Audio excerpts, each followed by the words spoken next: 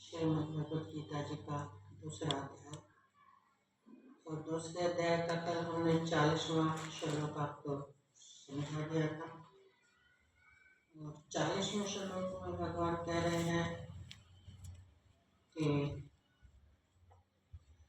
नेहा विक्रम नाशोऽस्ति प्रत्यवायो न विद्यते सर्वलोक पश्य धर्मस्य त्रायते महत्वभयात्। इस कार्य में कर्म योग में कल आपको कर्म योग के बारे में समझाया था। कर्म योग किसे कहते हैं? अर्थात बीज का नाश नहीं है। बीज कौन सा है इसके अंदर? कर्ता भाव, ईश्वर में देखना सारा संसार। ईश्वर में पूरी सृष्टि को देखते हुए जब हम कर्म करते हैं तो वो क्या हो जाता है? कर्म योग हो जाता है। वो हमारे कर्म का बदला क्या होगा? कर्म करने का फल क्या होगा? अमृत की प्राप्ति। ऐसा कर्म हमें लाकर वहां खड़ा कर देता है जहां पर जन्म मृत्यु का भय। इसलिए कहा कि उल्टा फल रूप दोष भी नहीं है। बीज का तो नाश है ही नहीं, उसका फल में दोष क्यों कह दिया? क्या दोष उसे बोलते हैं जो कर्म बंधन में डाल दे। इसलिए बंधन का दोष इसमें नहीं, बल्कि इस कर्म योग रूप धर्म का थोड़ा सा भी साधन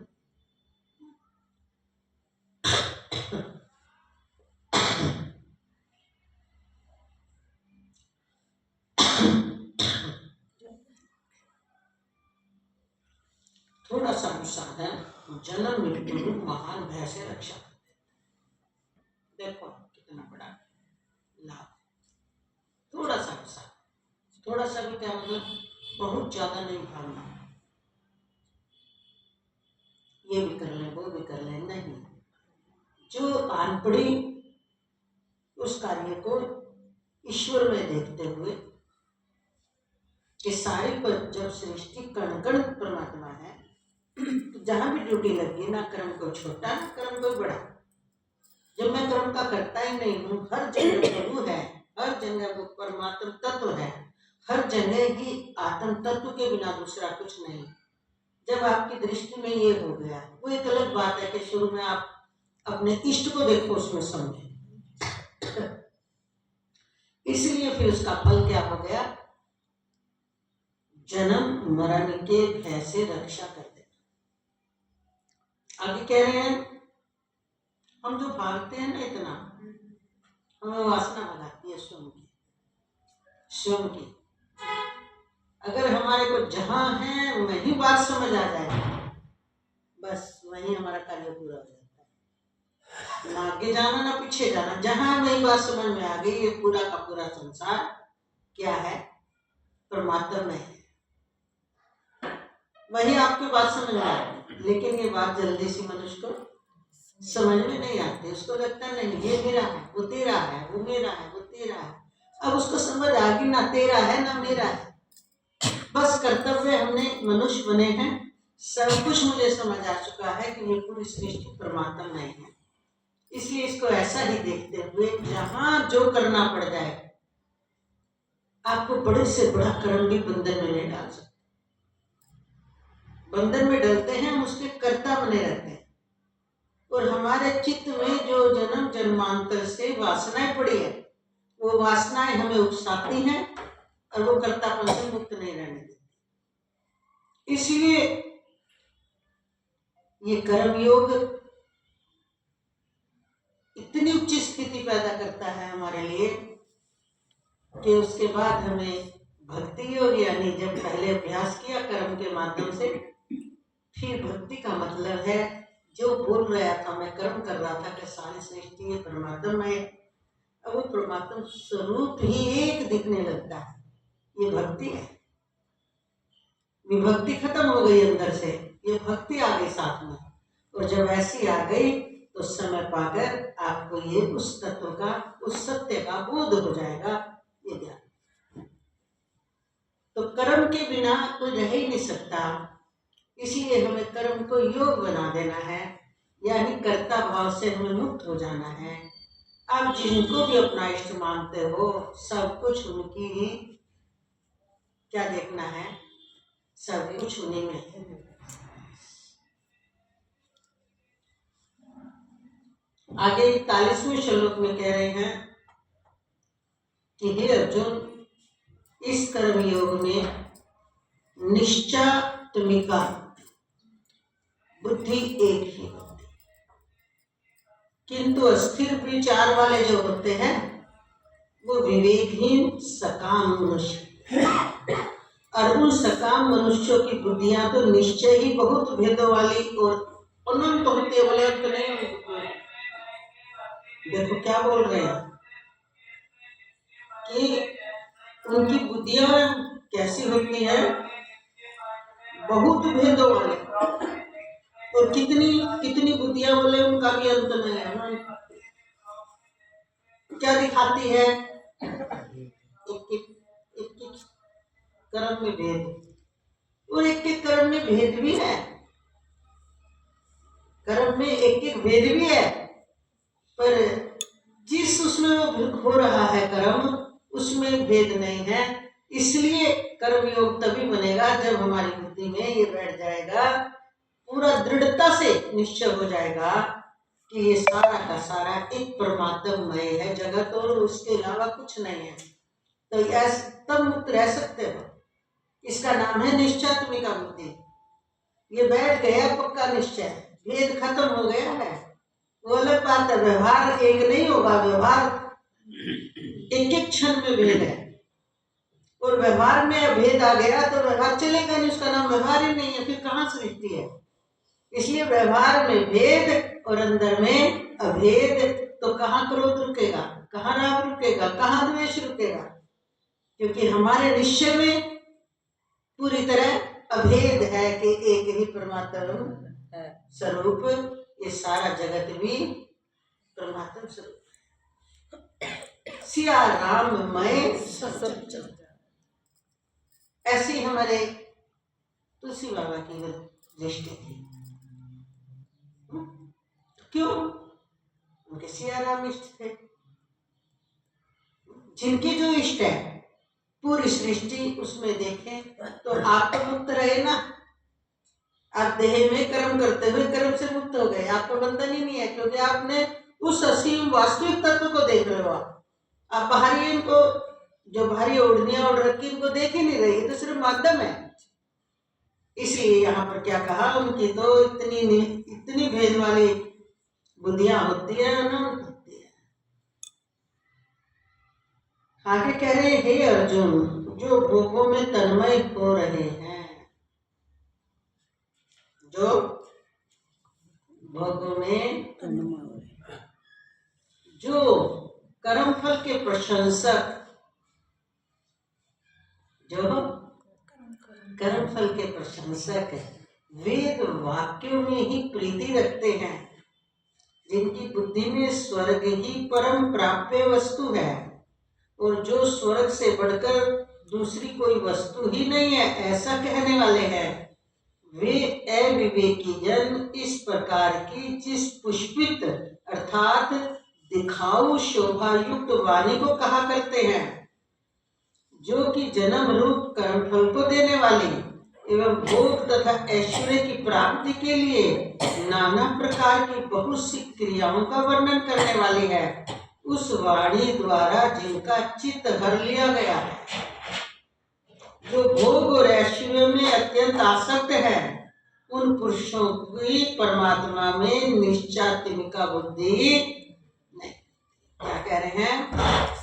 जो कर्म फल के प्रशंसक हैं।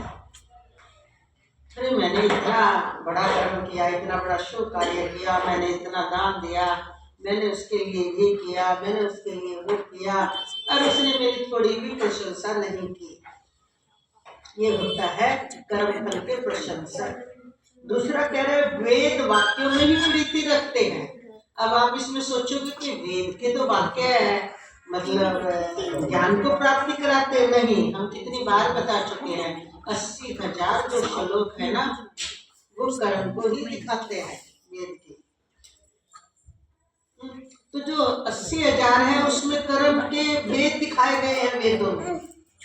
ये करने से ये करने से ये वो जो गरुड़ पुराण में वर्णन है वो वेद वाक्यों से ही तो आया है।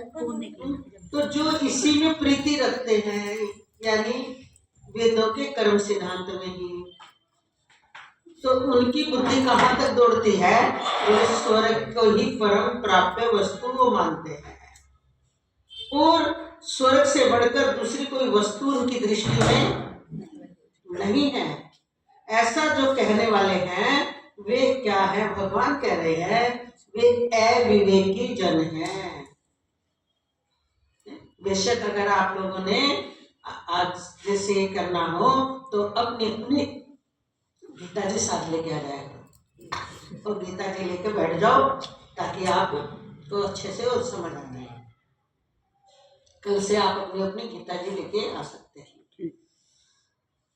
तो वो क्या कह रहे हैं? स्वर्ग से बढ़कर दूसरी कोई वस्तु नहीं है। ऐसा कहने वाले वे अविवेकी जन इस प्रकार की, जिस पुष्पित, पुष्प जैसे खिला हुआ फैलाव खुशबू से फैलता है ना, बोले पुष्पित यानी दिखाऊ शोभा युक्त वाणी कहा करते हैं। ऐसे व्यक्तियों को क्या कहा गया? धन तो करते हैं पर शोक नहीं करते, और बदले में क्या बोलते हैं कि इतना करोगे तो तुम्हें स्वर्ग मिलेगा। वहां उनकी दौड़ कहाँ तक है? तो यहाँ भगवान खंडन कर रहे हैं। देखो हम नहीं करते, हम तो करते ही है रोज, पर हमारी वाणी भगवान की उनसे ही है, वही अनुभव की वाणी है। तो वो क्या कह रहे हैं? दिखाओ शोभायुक्त वाणी को कहा करते हैं, जो कि उसका क्या फल है? जन्म रूप कर्म फल देने वाली एवं भोग तथा ऐश्वर्य की प्राप्ति के लिए वे नाना प्रकार की बहुत सी क्रियाओं का ही वर्णन करने वाली है वाणी। उन लोगों की वाणी क्या वर्णन करती है? ये ऐश्वर्य मिलेगा, इसका फल ये मिलेगा, ये कर दे तुझे ये फल मिल जाएगा, और उसी के पीछे दुनिया दौड़ रही है। तो कहां से उनको अंदर में विश्राम पाने की, परम सुख पाने की, परम तृप्ति की, उन विचारों को तो कुछ पता ही नहीं है, क्योंकि वो वेद के वाक्य बोलते हैं, पुराणों की बात सुनाते हैं। देखो ये लिंग पुराण में लिखा है, ये अग्नि पुराण में लिखा है, ये गरुड़ पुराण में लिखा है। अब आम व्यक्ति तो सोचता है कि पुराण तो कहानियां है भाई, ये वेद के कर्म का भाग है, उसमें तो बताया जाएगा आप मनुष्य को। और भगवान यहाँ स्वयं खंडन कर रहे हैं। देखो भगवान श्री कृष्ण की वाणी को लोग नहीं मानते, गीता जी को तो मानते हैं, उनकी वाणी को नहीं मानते। इससे ज्यादा आश्चर्य क्या होगा? सनातनी होकर भ्रमित करता है। हाँ, भ्रमित करते हैं। बहुत सी क्रियाओं का वर्णन करने वाली है उस वाणी द्वारा जिनका चित्त घर लिया गया है। चित्त माने यहाँ चित्त पर ध्यान देना, मन बुद्धि। कर्ता भाव उनमें है ही पहले, कर्ता भाव उनमें पहले से ही है, जो भोग और ऐश्वर्यों में अत्यंत आसक्त है। भोग ये इसी को महत्व देते हैं, यही समझ रखा ये है तो सब है। तो उन पुरुषों की परमात्मा में निश्चयत्मिका बुद्धि नहीं होती। ये गीता जी के दूसरे अध्याय का 42 से लेके 43 और 44 3 श्लोक पढ़ लेना। आगे कह रहे हैं भगवान, त्रिगुण विषावेधा निश्चय गुण भवर्जुन निर्द्वंदो नित्य स्तुस्थो निर्योग क्षेमात्मा ज्ञानार्थ उद्पाने सर्वतः संयुक्तोदिके तावन सर्वेषु वेदेषु ब्राह्मणस्य विजानतः कर्मण्येवाधिकारस्ते मा फलेषु कदाचन मा कर्म फल हेतुर्भूर्मा ते संगो सतौ कर्माणि योगस्थ कुरु कर्माणि संत्यक्त्वा धनंजय सिद्धे सिद्धे सिद्ध्यो समो भूत्वा संतोम योग उच्यते। आगे क्या कह रहे हैं भगवान 45वें श्लोक में कि हे अर्जुन, वेद उपयुक्त प्रकार से तीनों गुणों के कार्य रूप समस्त भोगों एवं उनके साधनों का प्रतिपादन करने वाले हैं। अब कहेंगे भगवान ने फिर पूरे वेद के बारे में क्यों चर्चा नहीं की? यहाँ भगवान कर्म योग के विषय में बात कर रहे हैं। तो वेद का जो 80,000 श्लोक कर्म विभाग है, यहाँ उसका तात्पर्य है। लोग समझते नहीं तो समझ जाते हैं कि पूरे ही वेद तो बस यही बोलने वाले हैं। वेद के भी 3 विभाग हैं। 16,000 श्लोक उपासना कांड के हैं और 4,000 श्लोक ज्ञान कांड के। तो यहाँ भगवान देखो ज्ञान योग में भी कितना ज्ञान दे रहे हैं, तो कर्म योग में भी कितना ज्ञान दे रहे हैं। यहीं से भूमि बनेगी तो भूमिका बनेगी ना, मूल तो यहीं से शुरू होगा ना। मानव के अंदर में शुरू से ही क्या होना चाहिए? अभी आपने सुना ना, बीज का नाश नहीं होता। तो जब हमारा बेस सही होगा तो सब चीज सही होगी। इसलिए मानव को भ्रमित कर दिया गया है लोगों ने, बस ये दिखाकर कि वेद तो बस कर्म तक की बातें करते हैं, इसलिए सनातन के वेद कुछ नहीं होते। और जबकि वेद से सारा संसार कर्म विभाग है, वेद से ही भक्ति का सारा रहस्य निकला है और वेद से ही सारा ज्ञान के कौन है, सर्वरूप परमात्मा कैसे है, एक ही परमात्मा नाना रूप में कैसे दिखाई दे रहे हैं, सारा ज्ञान भी वेद का ही है। तो तीनों गुणों के कार्य रूप समस्त भोगों और उनके साधनों का प्रतिपादन करने वाले हैं। इसलिए तू उन भोगों एवं उनके साधनों में आसक्तिहीन क्या हो जा। इसलिए तू उन भोगों एवं उनके साधनों में, अब ये बात लोगों को नहीं समझती। लोग समझते हैं अरे फिर तो हमारी गृहस्थी नहीं चलेगी, अगर हम कुछ करेंगे तभी तो कुछ मिलेगा। और जबकि हर चीज के रास्ते हैं, गृहस्थी तो और अच्छी चलेगी क्योंकि आप मूल में स्थित हो, आपको वास्तविकता समझ आ गई है। गृहस्थी का जो सुख आना चाहिए वो बढ़िया आएगा आपको, क्योंकि आपको युक्ति समझ में आ गई है। तो इसलिए भगवान ने तो काट दी इस बात को। इसलिए तू अर्जुन को कह रहे हैं, यहाँ अर्जुन को माध्यम बनाया हुआ है ना, तो कह रहे हैं इसलिए तू उन भोगों एवं यानी भोग को प्राप्त करवाने वाले साधन एवं साधनों में क्या हो जा, आसक्ति। और आसक्तिहीन हो जाएंगे तो हमारा तो सब कुछ रुक जाएगा। गृहस्थी सोचते हैं नहीं नहीं भाई, समय समय पे हर चीज का तरीका है, क्योंकि वेद नहीं तो अगर ऐसा होता तो फिर इतना लंबा वेदों में 80,000 श्लोकों का विवरण देने की क्या जरूरत थी। इतना सुंदर रूप है उसमें, तो किस तरह से करना है, कैसे रहना चाहिए, कैसे गृहस्थ पालन करना चाहिए, इसी का नाम है धर्म अर्थ काम और मोक्ष।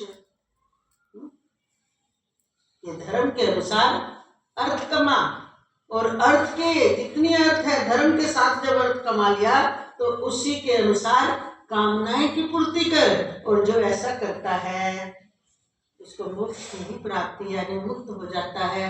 अब इसका अर्थ कोई समझता नहीं, जो समझते हैं अप्लाई नहीं करना चाहते।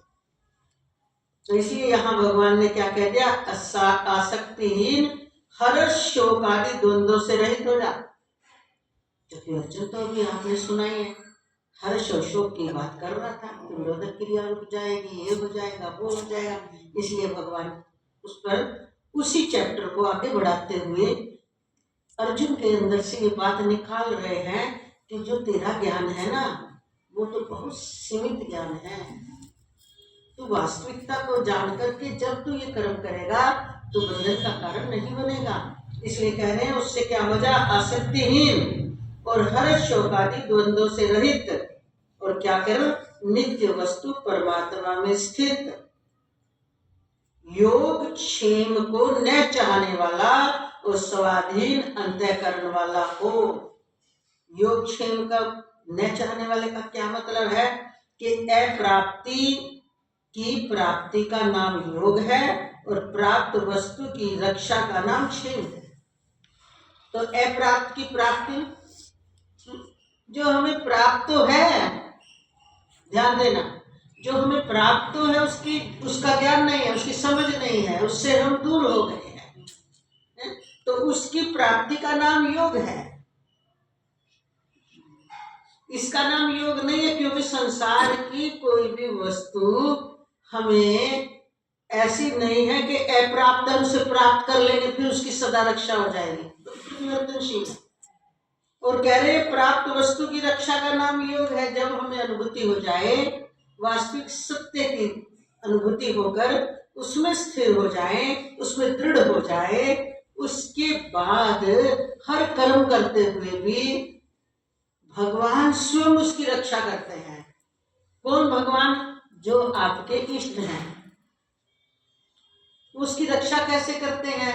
यानी कि आपको हमेशा उसकी स्मृति में रहना है कि वास्तविक सत्य तो ये है और उसी में ये सारा कार्य हो रहा है।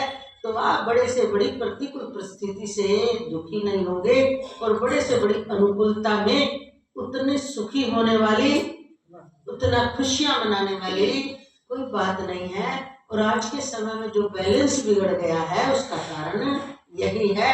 और जो वस्तु जिसका अस्तित्व तो नहीं है उसके लिए आप खुशी मनाओगे तो कितने दिन टिकेगी? कहावत होती है ना, बकरे की माँ कब तक खैर बनाए। पता ही नहीं आपका प्रारब्ध कौन कैसे कब धक्का मार दे, और आपने बड़ी मुश्किल से उस वस्तु को अर्जित किया और उसका सुख ले भी नहीं पाए और आपके हाथ से छिन गई। तो ये वस्तु हमें संसार की जो प्रतिक्षण बदल रही है, ये सुख देने वाली नहीं हो सकती। जो कभी नहीं बदलता, उस अप्राप्त की प्राप्ति ही वास्तविक हमारा लक्ष्य हो जाए तो हम सदा सुखी रहेंगे। चाहे राजा बन जाए, चाहे गृहस्थ में बड़े बड़े धनाढ्य हो जाए, चाहे हम गरीब रहें, चाहे हम अमीर में रहें, चाहे हमें बड़े बड़े कार्य करने पड़ जाए, लेकिन हमें अहम यानी कर्ता भाव छू ही नहीं पाएगा। इतना बड़ा रक्षा कवच है भगवान का ज्ञान, कोई सामान्य ज्ञान नहीं। तो इसलिए आगे कह रहे हैं भगवान 46वें श्लोक में, सब ओर से परिपूर्ण जलाशय के प्राप्त हो जाने पर छोटे जलाशय में मनुष्य का जितना प्रयोजन रहता है, ब्रह्म को तत्व से जानने वाले ब्राह्मण का समस्त वेदों में उतना ही प्रयोजन। जो वो बोल दे वही वेद वाणी हो जाती है, क्योंकि सहज ही जो वास्तविक सत्य की अनुभूति हुई है वहां से जो बोला जाएगा वो सिद्धांत वेद का होता है। कौन से वेद का? जो मूल है, जो वेद में ये कहा गया ना, नेति नेति जय वेद, ये भी नहीं, ये भी नहीं, ये भी नहीं, ये भी नहीं, ये भी नहीं, ये भी नहीं, जब सब मिटाने के बाद जो शेष बचा, बस वही वास्तविक सत्य है, वही वो तत्व है जो ना कभी बदलता, ना बदलेगा, ना कहीं आता, ना कहीं जाता, सर्वत्र व्यापक है। वही तो परमात्मा सत्ता है, बस वही हमारा मूल स्वरूप है। इसलिए यहाँ भगवान कह रहे हैं तत्व से जानने वाले ब्राह्मण का। यहाँ ब्राह्मण जाति की बात ही नहीं रही। ब्राह्मण को, जो ब्रह्म को जानता है वही ब्राह्मण है। ना स्त्री की बात, ना पुरुष की बात, ना जाति की बात, सब खंडन। जो ब्रह्म को जानता है वही वास्तव में समस्त वेदों में उतना ही प्रयोजन रह जाता है। और आगे कह रहे हैं, देखो कर्म सिद्धांत पे अर्जुन, उसमें क्या सिद्धांत है कि तेरा कर्म करने में ही अधिकार है और मनुष्य कर्म करने में स्वतंत्र है, ये सब जानते हैं। उसके फल में कभी नहीं। क्यों? जो कर्म बन गया उसका फल कैसे आएगा? बोले तेरे विचार के अनुसार नहीं, तेरी चाहत के अनुसार नहीं। जो कर्म का नियम है, नियंता शक्ति के द्वारा नियंत्रण किया जा रहा है। जो नियम कानून मतलब बन गए हैं अध्यात्म में, जैसे व्यवहार में जो कानून बन गए हैं उसी के अनुसार चल। यहाँ तो फिर भी 2 नंबर का सब चल सकता है, पर वहां बिल्कुल साफ सुथरा नियम है, जिस भावना से आपकी बाहर की भावना भी ज्यादा नहीं देखी जाएगी। बाहर से तो कितने बोल देते हैं ना जी मेरी कोई चाहत नहीं है, नहीं मैं सब निष्काम है। वहां तो अंदर तक के सूक्ष्माति सूक्ष्म आपके कीटाणु को पहचान लिया जाएगा कि आपके अंदर में क्या छुपा है, और उन्हीं के अनुरूप वो फल पैदा हो। बाहर से कुछ नहीं, बाहर से तो बहुत बनावट कर सकते हो, व्यवहार में है कुछ बातें हम नहीं भी बताना चाहते, व्यवहार की बात एक अलग है, लेकिन भावना का ही फल आता है। उस कर्म के पीछे आपकी भावना, आपकी समझ, आपकी दृष्टि क्या है, वैसा फल मिलेगा। इसलिए कहते हैं तेरा कर्म करने में अधिकार है, उसके फल में कभी नहीं। इसलिए तू कर्मों के फल का हेतु, ये नहीं कहा कर्म का हेतु मत बन, कर्म से देखो नहीं बताया भगवान ने। तो गीता जी पढ़ करके आधी अधूरी बात याद रख लेते हैं। कर्म के फल का हेतु, हेतु का मतलब अपने आप को मत बांध उसके साथ, तेरा कर्म हो चुका। अगर तेरा सही पूरा 100% कर्म योग है, जो भी हमने शुरू में बताया था कि सारा का सारा परमात्ममय जगत को देखना, फिर जहां भी त्रुटि लग जाए, जिस काल में जो कर्म करना पड़ जाए, आपकी दृष्टि तो परमात्ममय है, पूरी सृष्टि परमात्ममय है। हमारे संत लोग एक उदाहरण और देते हैं कि जैसे हमारा ये शरीर है 3.5 हाथ का, अब ये इसका उपयोग करने का तरीका, पाँव का क्या काम है, हाथ का क्या काम है, माथे का क्या है, नाक कान का क्या है, ये तो है ना। कौन से अंग को हमने छुपा के रखना है, किसको ऊपर रखना है, किससे खिलाना है, कि सब है ना अलग अलग। लेकिन अगर हमारे किसी एक सूक्ष्म भी अंश में जिसकी मालूम में कोई परवाह नहीं है, दिक्कत हो गई, क्या आप उसकी देख रेख नहीं करोगे? पूरी तन्मयता से करोगे, पूरी तन्मयता से। क्यों? आपको पता है ये भी मेरे शरीर का अंग है। तो ऐसा ही है, पूरी सृष्टि परमात्ममय है। दुष्ट, धर्मात्मा, राक्षस, अच्छे बुरे, सब हमें नाना रूप के दिख रहे हैं। वो उनके कर्म विभाग कर्ता बन बनकर, सकामी बन बनकर उन्होंने गंदगी बना ली है। लेकिन चाहे वो कितनी गंदगी बना ली, गंदगी का रिजल्ट तो गंदगी आएगा ना। आप अपने शरीर से समझ सकते हो, हम इसे बहुत ऊपर नहीं कर रहे। अगर आपने वहां पर गलती कर दी तो उसका रिजल्ट भी खराब आएगा ना। इन्फेक्शन हो गया तो भोगना भी पड़ेगा ना। तो गंदगी कर दी तो वो जीवात्मा कर्ता बना हुआ है, वो भोगेगा। लेकिन अगर परमात्मा में आपकी दृष्टि है तो आपको किसी भी कर्म का फल अशुभ नहीं मिल सकता, क्योंकि आप वहां कर्म नहीं परमात्मा को देख रहे हैं। लेकिन व्यवहार में आपको समझाया जाएगा कि ये कर्म, वैसे थोड़ी आपको व्यवहार में बताना पड़ेगा कि भूख लगी है तो मुंह में डालना, कान में डाल दिया तो छिद्र तो वहां भी है, आंख में डाल दिया तो, नासिका में डाल दिया तो ये विवेक तो सिखाना पड़ेगा ना। खराब गंदी चीज है वहां बैठ के भजन मत करना। भगवान की जहां पर स्थापना की है वहां का वातावरण शुद्ध रखना, तो व्यवहार में आपको सिखाया जाएगा ना। लेकिन ये थोड़ी है जहां गंदी चीज है वहां परमात्मा तत्व नहीं है, तो निर्लिप्त तत्व है। तो इसलिए हमारे शास्त्र क्या कहते हैं, हमें किसी पापी से भी नफरत नहीं करना। क्या करना है? उसके पापों से। पापों से नफरत क्यों करनी है? कि अगर हम पापों से प्यार करने लग गए तो उसके संस्कार हमारे अंदर आ जाएंगे। इसलिए पापों से नफरत करो, पाप नहीं करना। सामने वाले के भी गलत कर्म को छुड़वाने का प्रयास करें, लेकिन आत्मा तो उसकी भी शुद्ध है, हमारी भी शुद्ध है। इसलिए जो अगर दुष्ट लोग हैं उनसे द्वेष नहीं पालना, उदासीन हो जाओ। अगर आपके बस में नहीं है, किसी की दुष्टता आप नहीं छुड़वा सकते, और बल्कि उनके संग रहकर आपके विचारों में परिवर्तन आ रहा है, तो आप उनसे उदासीन हो जाओ। उदासीन का मतलब क्या? मतलब ना राग ना द्वेष, मिल गए तो राम राम श्याम श्याम। उदासीन का आज्ञा है शास्त्रों में, द्वेष की आज्ञा नहीं है। और हम क्या करते हैं? द्वेष पाल लेते हैं, नफरत का ही दिमाग में उसका संस्कार अंदर में डाल लेते हैं। इसलिए भगवान की आज्ञा है हमें ऐसा नहीं करना। इसलिए भगवान कह रहे हैं कि उसके फल का हेतु कभी मत बन। क्यों? क्योंकि तेरी कर्म न करने में भी आसक्ति नहीं होनी चाहिए। कर्म तो किए बिना कोई एक क्षण नहीं रह सकता। इसलिए भगवान ने आखिरी तक जब अपना मत दिया है वहां भी यही कहा कि यज्ञ दान और तप कर्म त्यागने योग्य है। उसका अर्थ है कि धीरे धीरे आपको अच्छे से समझाएंगे, आसान तरीके से समझाना चाह रहे हैं, नहीं तो हम इसे और भी गहरा ले जा सकते हैं, पूरा वेदांत पर ढाल सकते हैं। और हमें पता है कि आप इतना गहरा नहीं समझ पाओगे। आम व्यक्ति गीता जी के सामान्य अर्थ समझ जाए तो होता है। हे धनंजय, तू आसक्ति को त्याग कर तथा सिद्धि और असिद्धि में समान बुद्धि वाला होकर योग में स्थित हुआ कर्तव्य कर्मों को कर। समतल ही योग कहलाता है। देखो ये कितनी गहरी बात बोल रहे हो।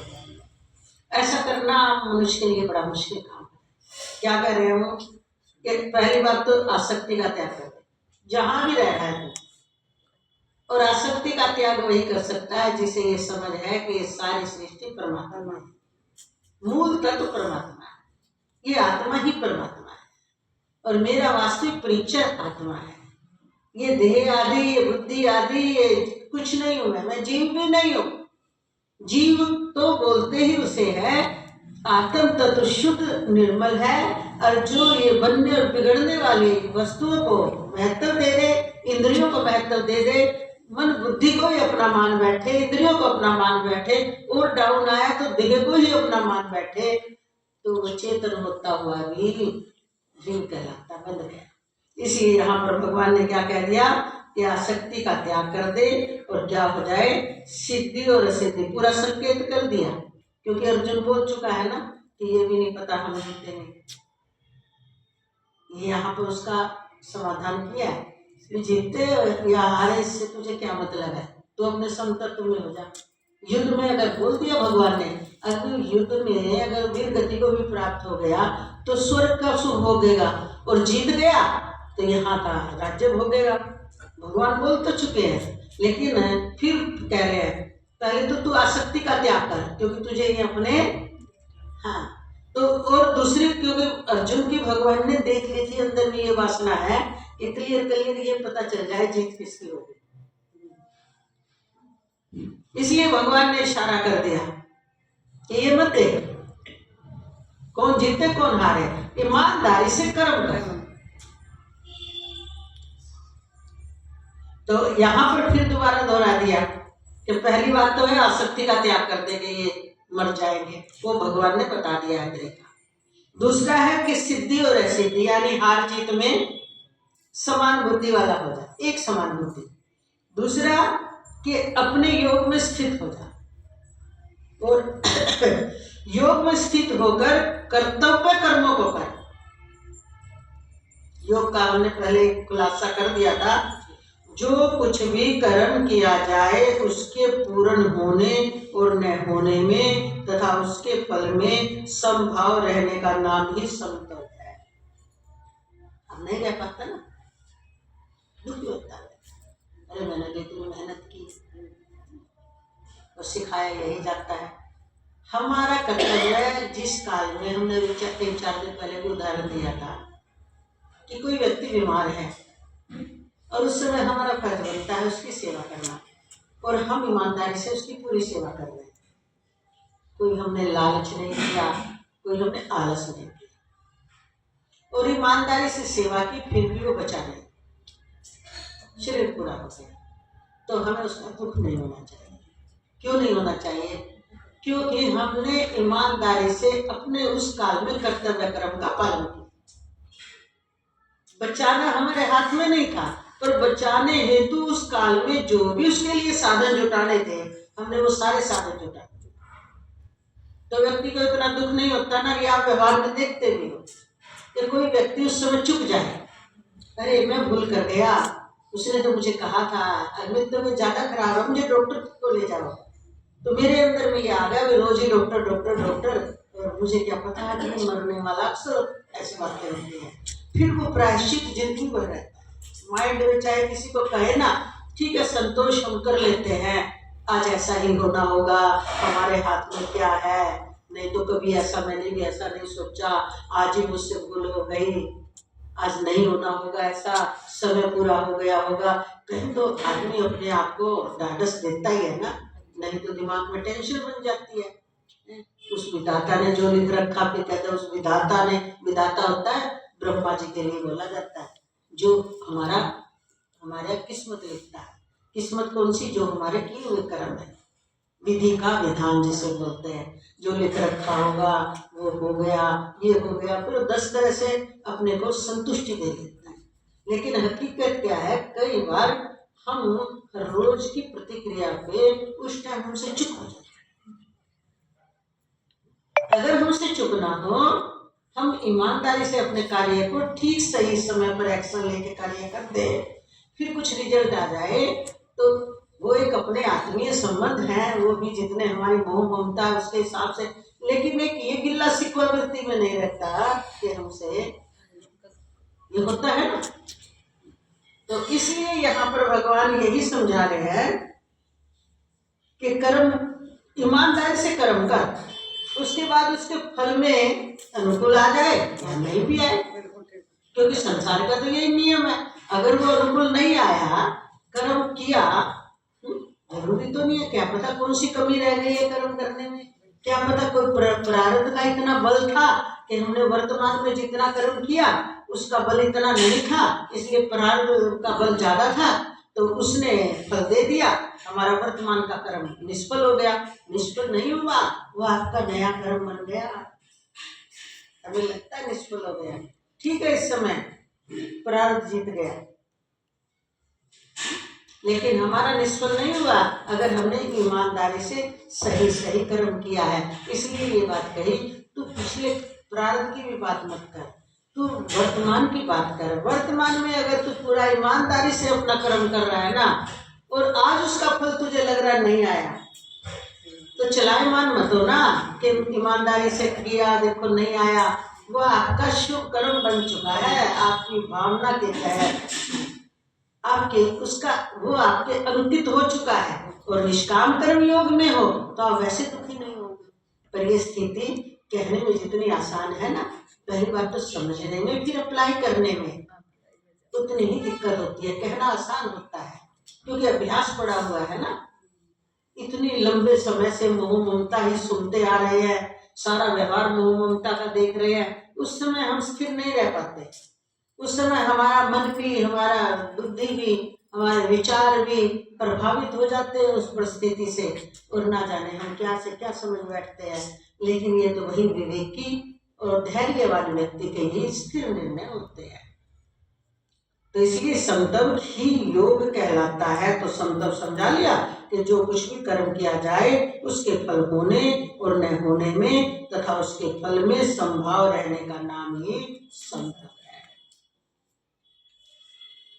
आगे कह रहे हैं, दुर्यवरम कर्म बुद्धि योग धनज्ञ बुद्धियो शरणांश कृपणा फले बुद्धि युक्तो जाति है वे सुकृत दुष्कृते तस्माद्येका युज्यस्य योगः कर्मेषु कौशलम कर्मजं बुद्धियुक्ता हि फलं त्यक्त्वा मनीषिणः जन्म विनिर्मुक्तः पदं गच्छन्ते नाम यदा ते मोहकलिलं बुद्धिर् व्यतिरिष्यति तदा गतिसे निर्वेदं श्रोतव्यस्य श्रुतश्च।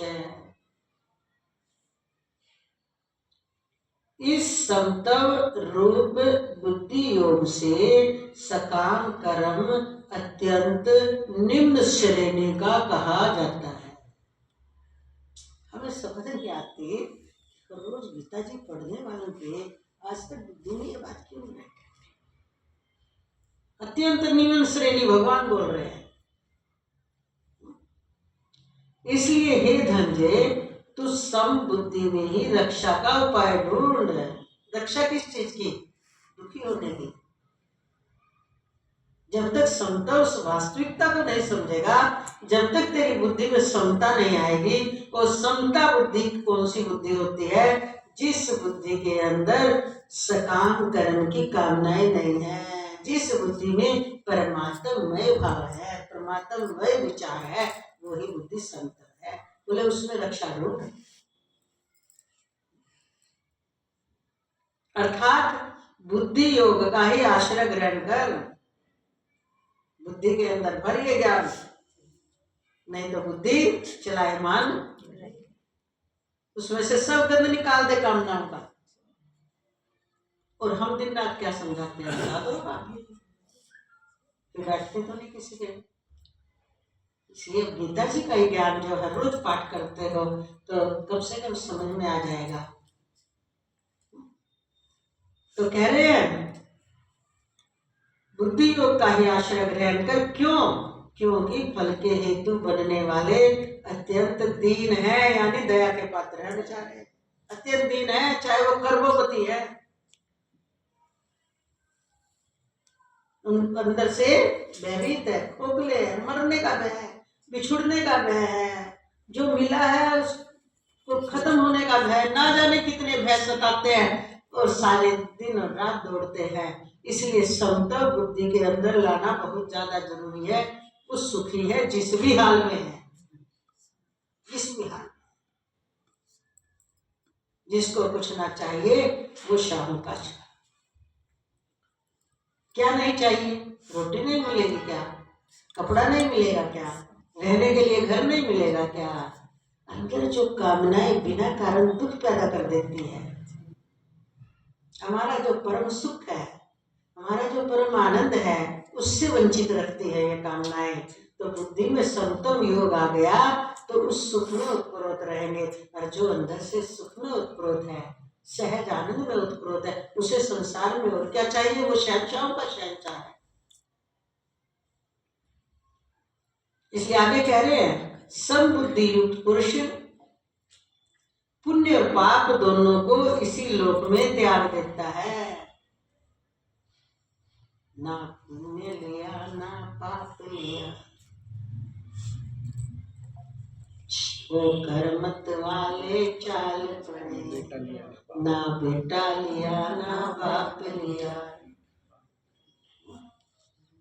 क्यों? क्योंकि समतम योग आ गया है,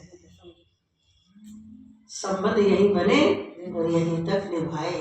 अंदर से कैसे कैसे आहा, पूरे अंदर चित्त में भगवत भाव का रस भरा है, पूर्ण शांति है, पूर्ण तृप्ति है, पूर्ण समतल है, और शरीर में रहे तो पूरा कर्तव्य निभाया। वही तो भगवान का है। 125-26 वर्ष तक रहे धरा पर, क्या नहीं किया भगवान ने, क्या नहीं किया बताओ।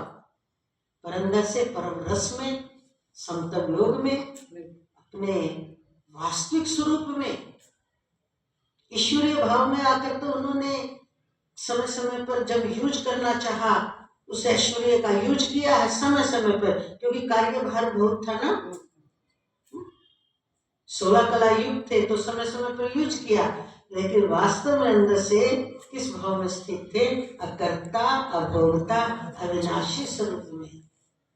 उसमें होता क्या है, रुखापन नहीं होता, पूरा ठस भरा हुआ सुख और आनंद होता है, पूरी तृप्ति होती है। ये है वो परम सुख। लोग सोचते हैं पता नहीं हमारा कुछ छिन जाएगा, हम तो कुछ खाली से हो जाएंगे, हमारा शायद जीने का लक्ष्य ही खत्म हो जाएगा। हम कहते हैं कि असली आपका कार्य हो गया, फिर मारो मौजा।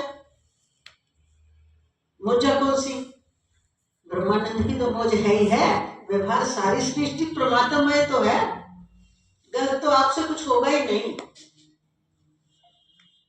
चिंता भय खत्म, शोक खत्म, अज्ञान मिटा, ऐसी शांति अंदर आ जाएगी। ना आप जीव हो ना आप शरीर हो, अब क्या हो, जो है वो सब है, वही एक है, बस आत्मा ही है सत्य। उस आत्मा का सहज आनंद उत्प्रोत रहेगा, ये हो परम सुख। और बहुत ज्यादा प्रयत्न नहीं करना पड़ता, प्रयत्न इसलिए दिखता है कि वासनाएं नहीं छूटती। सच बता रहे, अगर आपके अंदर इतनी क्वालिटी, आप राजगद्दी में बैठ के राज करो। भगवान तो युद्ध करा रहे हैं, युद्ध में उपदेश दे रहे हैं, राज करना तो फिर भी कुछ अनुकूलता है। और बिल्कुल सभी संबंधियों के द्वारा युद्ध है, युद्ध भी किसी ऐसे दुश्मन से नहीं कि जिसको हम भारत और पाकिस्तान का युद्ध नहीं है। हाँ, युद्ध भी अपने संबंधियों के साथ, और ये भी है कि उसमें कुछ बचना भी नहीं है। देखो जरा, मुश्किल काम बहुत है ना, और देखो युद्ध में ही कितना स्टैंड कर देंगे।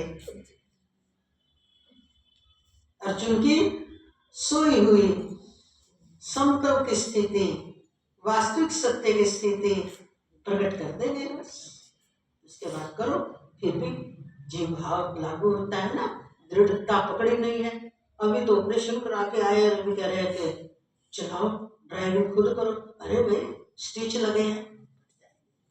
तो अर्जुन की ये स्थिति थी। अर्जुन फिर भी घबराए हैं कई बार, तो पायमान हुए हैं, लेकिन भगवान की, जैसे भगवान देखते सामने, उनके देखते ही भूल जाते हुए समतव्य हो जाता है। इसलिए गुरु का होना जरूरी है। जो गुरु की ना मानकर अपनी चलाते हैं ना, गुरु तो बना लिए, मंत्र ले लिया, हो गया काम, ना ना ना ना ना ना, कुछ फायदा नहीं है। गुरु को समर्पण करके उनकी देख रेख में जीवन बिताओ। गलत है तो कान खींचेंगे, उनसे कान पकड़वाने की हिम्मत रखो। क्यों? जगा हुआ मनुष्य ही आपको सोए हुए को जगा सकता है, ये नहीं है। दोनों सो रहे हो तो कौन जगाए? इसलिए सम बुद्धि युक्त पुरुष पुण्य और पाप दोनों को इसी लोक में त्याग देता है, अर्थात उनसे मुक्त हो जाता है। इससे तू समतव रूप योग में लग जा। ये समतव रूप योग ही कर्मों में कुशलता है। जब हमने पहली बार ये पढ़ा था ना, बहुत साल पहले, कर्मों में कुशलता किस ढंग से होती है,